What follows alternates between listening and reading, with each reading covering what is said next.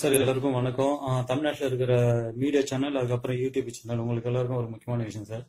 ஏன் சார் நீங்கெல்லாம் பார்த்தீங்கன்னா, அரசியல்வாதியை சொல்றதோ இல்லை ஒரு நடிகர்களை சொல்றதோ இவங்கெல்லாம் சொன்னாதான் ஒரு நியூஸாக போடுவீங்களா?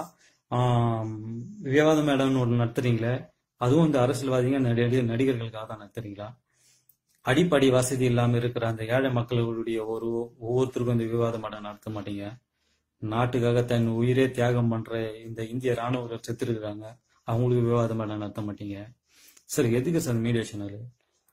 சார் நாட்டில் நடக்கிற ஒவ்வொரு விஷயம் மக்களுக்கு எடுத்து சொல்றது தானே சார் மீடியா சேனல். இன்னைக்கு 40 பேர் செத்து இருக்கிறாங்களே, எந்த ஒரு மீடியாவது சார் நீங்க விவாதம் பண்ண நடத்துனீங்களா சார்? நீங்க எந்த ஒரு சேனல்லாவது இதை பத்தி சொல்றீங்களா சார்? யூடியூப் சேனல் அவுத்து போடுற ஆறாம் வீடியோ போடுறாங்க சார். சார் யூடியூப் சேனல் ஒருத்தன் தலைப்பு வைக்கிறான் சார், வர்ஜன் வேணுமா எக்ஸ்பீரியன்ஸ் வேணுமான்னு கேட்குறான் சார். அதெல்லாம் வீடியோவை போடுறானுங்க சார். சார் அந்த கேள்வி அவங்க அக்கா தங்கச்சிங்களை கேட்கணும்ல சார், வர்ஜன் வேணுமா எக்ஸ்பீரியன்ஸ் வேணுமான்னு சொல்லி. சார் இன்னைக்கு தன் குடும்பத்தையே இழந்து தனியா உயிரை இழந்த எத்தனை குடும்பம் நடுத்தரில் நிக்கிறது தெரியுமா சார்?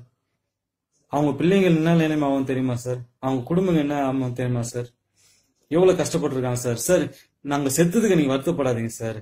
நாங்க செத்த பிறகு என் குடும்பத்திற்கு ஒரு ஆறுதலா இருக்கணும் சார். நீங்கெல்லாம் உங்களால நம்பிதான் சார் நாங்கெல்லாம் இந்த இடத்துக்கு வந்திருக்கிறோம்.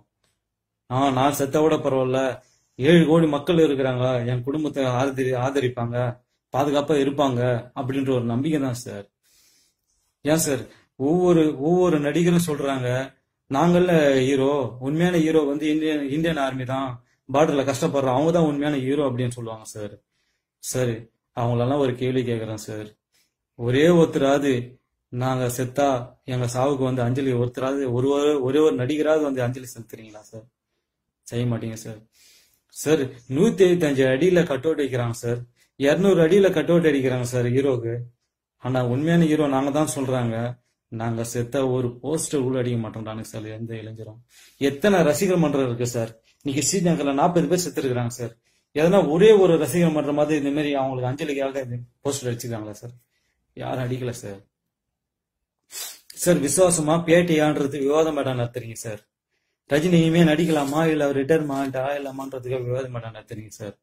ஒருத்தர் சொல்றாரு சார், ரஜினிக்கு வயசு ஆச்சுன்னு யார் சொன்னது? காலையில ஏஞ்சி அவர் வாக் பண்ற வீடியோ ஒண்ணு போடுறாங்க சார். சார் எதுக்கு சார்?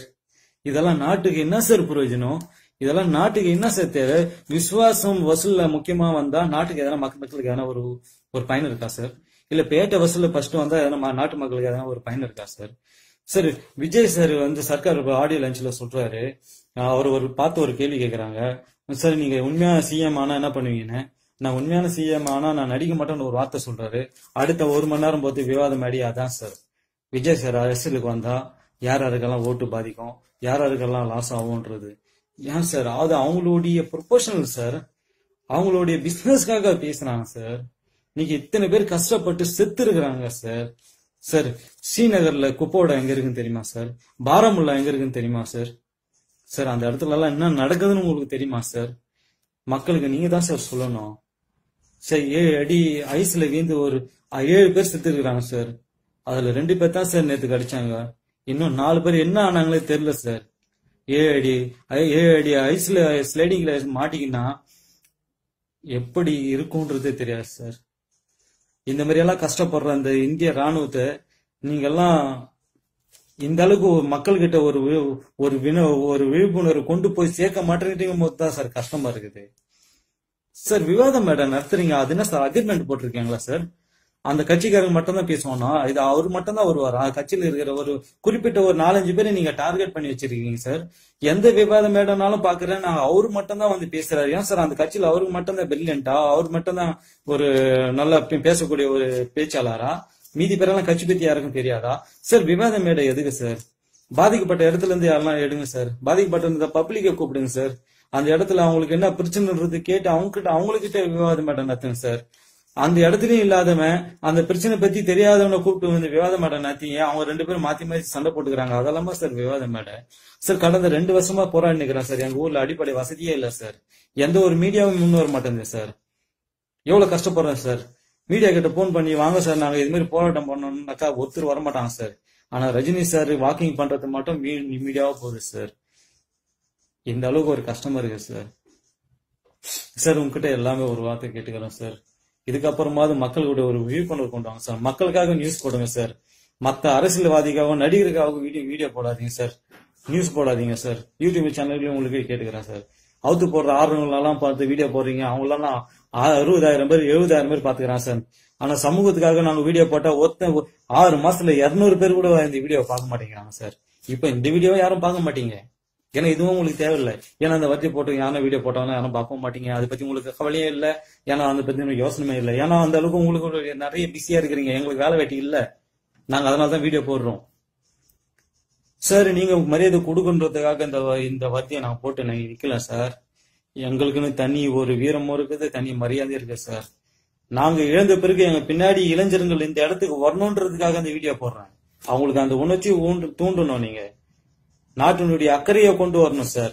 இன்னைக்கு இருக்கிற இளைஞர்கள் பாதி பேர் அது இல்ல, அதை தெரிய வைக்கணும். ஒரு ஹீரோ பின்னாடி போற இளைஞர்கள் இந்திய ராணுவத்துக்கு பின்னாடி வரமாட்டேங்கிறாங்க. நாட்டுக்காக போராட்டத்துக்கு நம்ம மக்கள் முன் வரணும் சார். அது ராணுவத்துக்கு தான் இல்ல, ஊர்ல இருக்கிற நல்லது செய்யறதுக்கும் இளைஞர்கள் முன் வரணும் சார். ஒரே ஒரு இளைஞருங்க நிக்கும் சார். 10 பேர் ஊர்ல ஒரு நல்ல விஷயத்துக்கு ஒண்ணு சேர்க்க முடியல சார். அதுலயே ஒருத்தன் வந்து கெடுக்கிறான் சார். யார்கிட்ட போராட்டத்துன்னு தெரியல சார். அரசாங்கத்தை போராட்டத்தா இல்ல ஊருக்குள்ள கெடுக்கிறான் அவங்ககிட்ட போராட்டத்தா முடியல சார். சார் இன்னைக்கு 40 பேர் செத்து இருக்கிறாங்க சார். அவங்களுக்கு நம்ம என்ன சார் பண்ண போறோம்? அவங்க குடும்ப நிலைமை நினைச்சு பாத்தீங்களா சார்? அவங்க குழந்தைங்களை நினைச்சு பாத்தீங்களா சார்? சார் சொல்லினே இருங்க சார். அதுக்கு கண்டினியூஸா சொல்லி நியூஸ்ல பண்ணினே இருங்க சார். சார் நீங்க கஷ்டம் பண்றதுக்காக சொல்லல சார். அவங்க செத்த வீட்டுக்கு அவங்களுக்கு ஒரு ஆறுதலா இருக்கணும் சார். சார் நீ கண்டிப்பா சொல்றேன், இந்த வீடியோ பாக்குறவங்க எத்தனை பேர் இருக்கிறீங்கன்னு எனக்கு தெரியாது.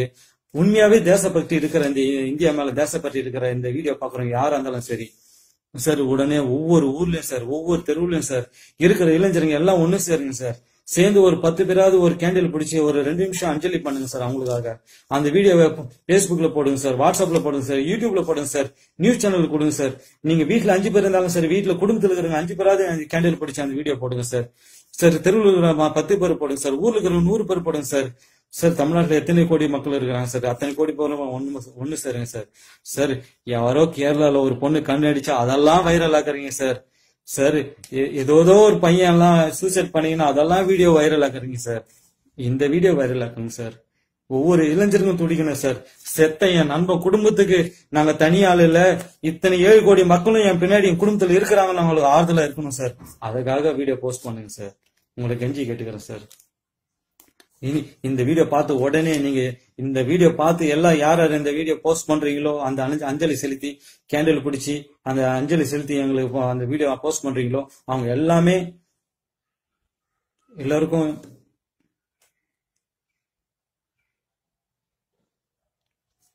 சரிங்க சார்.